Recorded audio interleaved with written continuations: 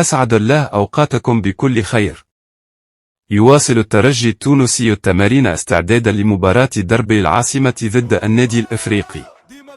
كل اللاعبين جاهزون وعلى ذمة الإطار الفني.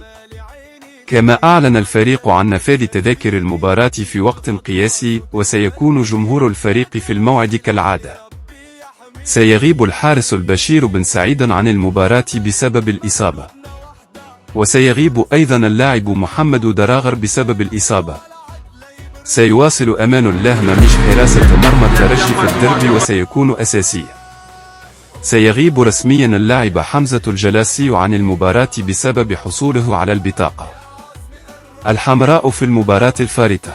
اجتمع الإطار الفني للفريق باللاعبين، وقد تحدث المدرب على أهمية المباراة التي لا تقبل القسم على 2. رسميا سيدير الدربي طاقم تحكيم من النمسا. هناك عدم رضا من النادي الإفريقي على الحكم. برأيكم هل ستحسم مباراة الدربي مصير البطولة، أم سيتواصل التشويق لآخر جولة؟